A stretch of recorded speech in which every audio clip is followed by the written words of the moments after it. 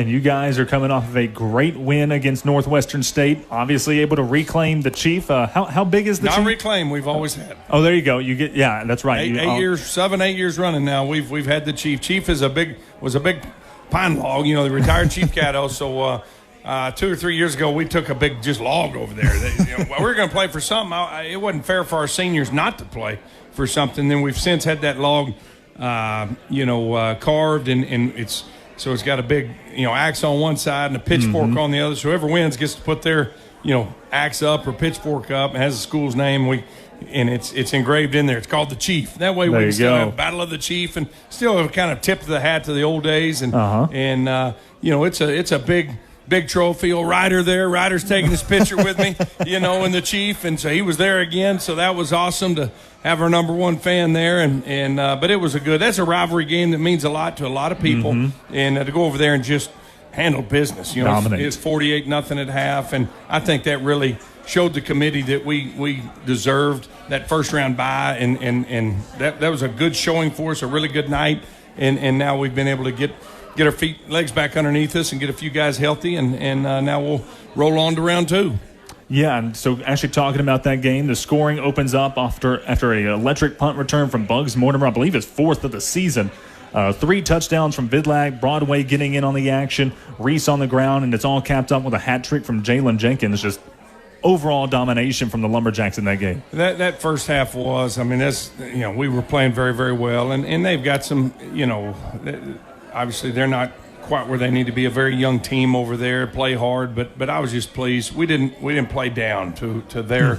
You saw a team that got beat. They were in the playoffs. They were in the top 8, and lost to a 1-10 team and fell out of the playoffs completely. And so that's where I was proud of our team to just hold their standard, play at a high level. Is a very complete game. Second half, we were playing 4th and 5th stringers, to be honest with you. Miles Lopez he's the backup scout team quarterback, and he completed a pass. So I was fired up for him. He's going to have a great career here, but the chances of him getting a game this year were very slim to none. But for him to be able to get in a game, and there's many others like that. So we took all the buses and we emptied them all. So everybody played in that one, Thursday week ago.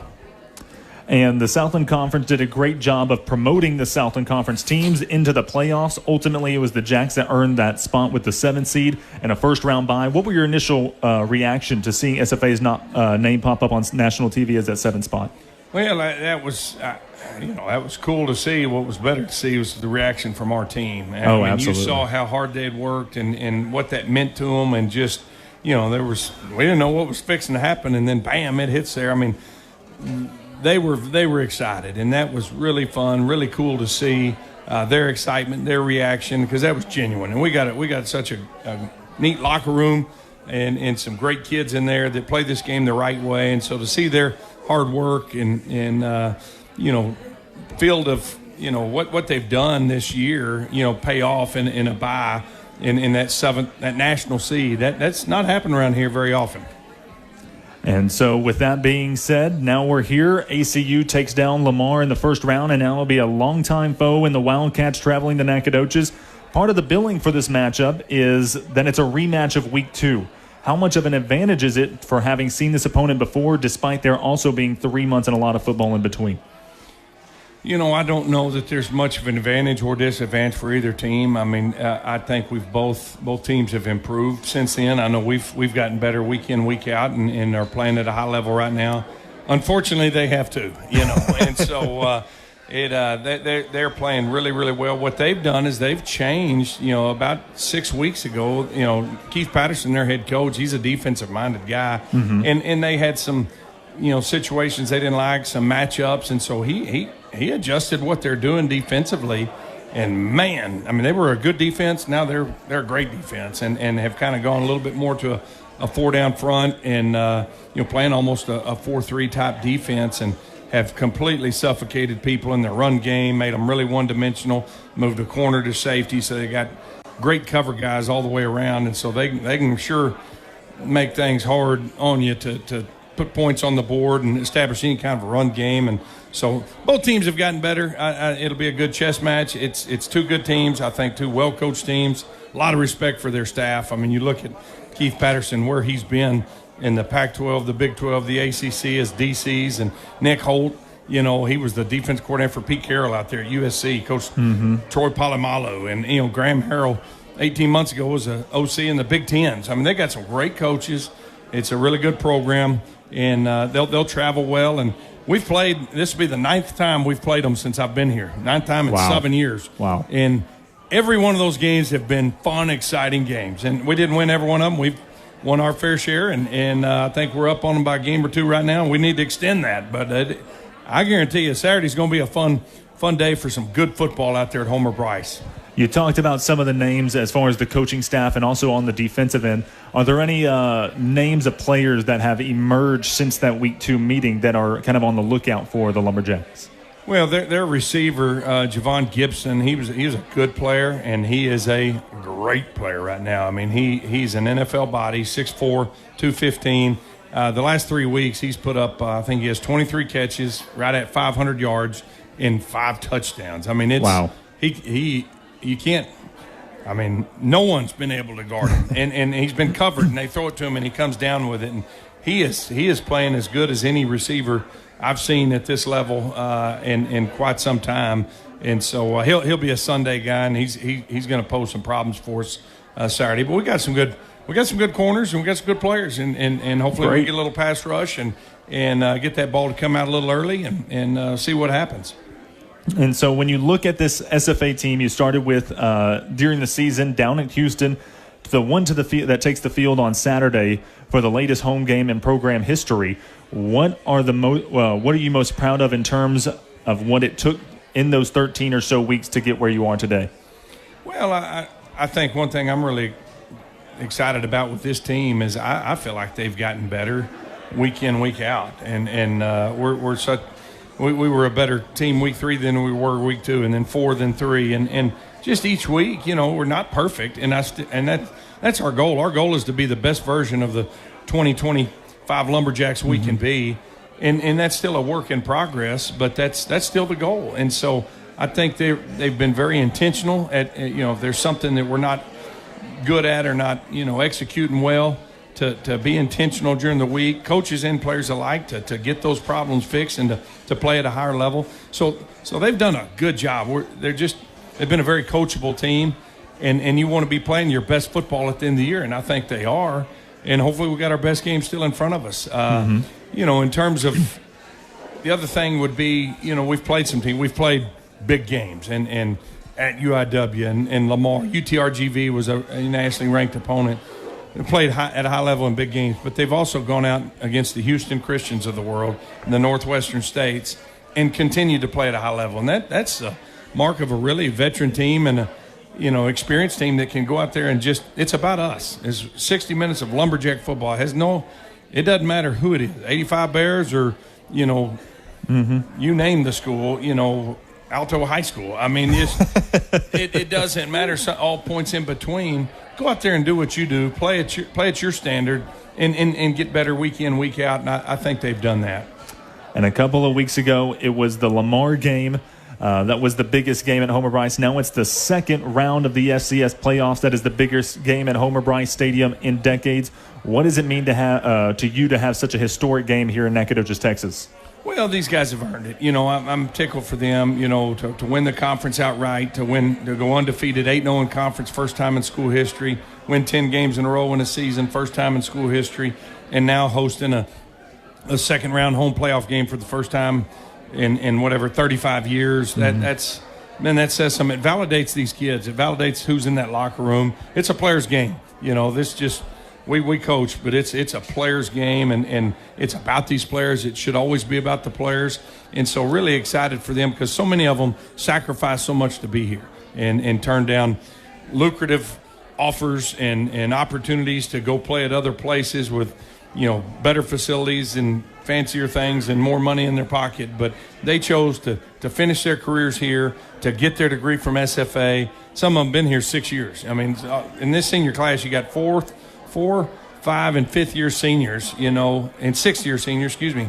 I don't even know how to say that correctly, but they've been here a long time, and they chose to finish here, and that means a lot. That speaks a lot to our university, that kids want to be here, to this town, to this region. People want to be around Nacogdoches in East Texas. We got a great quality life here and great people, great support, and we need that to continue Saturday. We need to pack Homer Bryce, and this is a big, big game. This is one of the best teams that SFA has ever had in the history of the football program. I'm not saying it's the best, but with the things that they have accomplished this year, they're one of the best teams in the history of the school. And this year, probably going to be everybody's last chance to go see them in person, because if we're fortunate enough to win from here on out, we'll be on the road.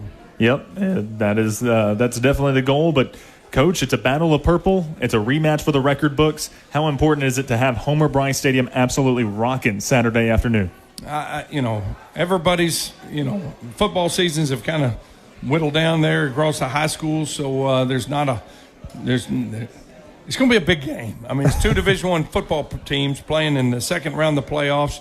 Deer season's kind of winding down. Most anybody has shot, their deer, and they filled the freezer. So, the Cottons should be here. They're here at the radio show because they're done hunting. They've already shot 3 deer. They're done. So they're coming to the game, and there's a bunch more like that. So let's get everybody out there to support this team and watch some good football and support this university, support the band, the cheer and dance. I mean, it's going to be the big show. It's moved to 1 o'clock, so it's going to be time change. It's going to be a beautiful day, and the sun always shines on the Lumberjacks. It'll be shining on Saturday, so hope everybody comes out. 1 o'clock kickoff, Coach. Anything else you got for Jack Nation?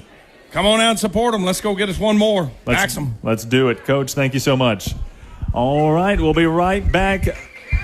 You're listening to the Buffalo Wild Wings Coaches Show on the Lumberjack Sports Network from Learfield. Ready to grow your insurance business? Agility Insurance Services, the nation's premier field marketing organization, is here to help you succeed.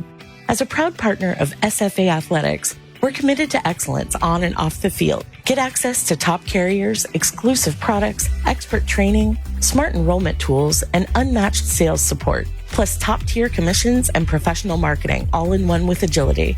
Join thousands of successful agents by visiting enrollinsurance.com today.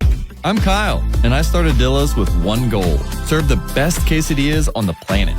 It all started with bold flavors, fresh ingredients, and a little late-night inspiration in college. Now, we're feeding families, students, and Dilla lovers every day. From the OG Lone Star to our spicy hot hatch, every Dilla is grilled to order. And every meal made to hit the spot. No fluff, just Dillas. That's how we started, and that's how we roll. This season, Stephen F. Austin Athletics has a powerful new partner, Hightower, Franklin & James. As the official personal injury sponsor of SFA Athletics, we are proud to stand with the Jacks. With decades of experience fighting for injured Texans, we know what it takes to win, on the field and in the courtroom. Hightower, Franklin & James, champions for the community, champions for you. Give us a call at 936-560-3300 or visit us at thegoodlawyer.com. Kohl's Black Friday deals are dropping early. You can save up to 50% throughout the store all weekend. Yup, call it what you want. Manifestation, luck, fate. The point is, it's happening. Plus, you'll earn $15 Kohl's cash for every $50 spent on Friday. Shop early Black Friday deals at Kohl's and Kohl's.com. And thank the universe later. Select styles up to 50% off, valid November 7th through 9th. Some exclusions apply. See store or Kohl's.com for details. Fuel your game day with Raising Cane's. The Jacks and their fans are some of the most dedicated in football. It's a fundamental quality we share, and that fuels every single order of our hand-battered, cooked-to-order chicken fingers, every crispy crinkle-cut fry, every slice of buttery Texas toast. And you'll taste it with every dip into our legendary cane sauce. Wherever there's football, there's Raising Cane's. Axe 'em, Jacks. Raising Cane's Chicken Fingers. One love. Proud sponsor of SFA Athletics. There's nothing like game day in Nacogdoches. Cheer on your Stephen F. Austin Lumberjacks all season long, from the first whistle to the final buzzer. Be a part of the action, feel the energy, and show your purple pride at Homer Bryce Stadium and across all SFA Athletics events. Great seats are available now for season tickets, single games, and group outings. Don't miss a moment. Get your tickets at sfatickets.com or call 936-468-5225. Axe 'em, Jacks. And welcome back to the Buffalo Wild Wings Coaches Show, as we now get to sit down with our next guest in Coach Matt Breyer. Coach, how's it going? Oh, it's going great. You got a fan crowd here. Yeah, Coach Gar. Yeah, I got a great one. Oh goodness, Coach Carthel, always a character. Always. Well, how are you doing? I'm doing great. So ready to get this thing started. Conference play. Oh, I bet. You have a good Thanksgiving? Yeah, it was great. We had the team over for dinner on Thursday after we practiced, so it was a good day. Good. And so I got to ask, gone through each coach, you got a favorite food, that favorite Thanksgiving meal?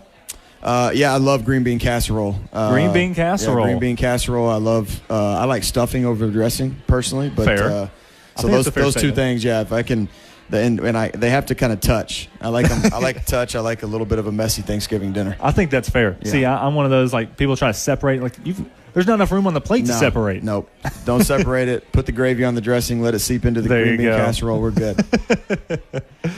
Well, Coach, we'll jump right back into it. Basketball action, heart of the season, really. Coach, you guys had a matchup against UTA, went down to the wire. Last week you told us that it was a game that would kind of give you a conference play feel. Obviously, it was a very back-and-forth game that came down to the final few minutes. Mavs would ultimately come out on top, but tell us your overall thoughts on the game.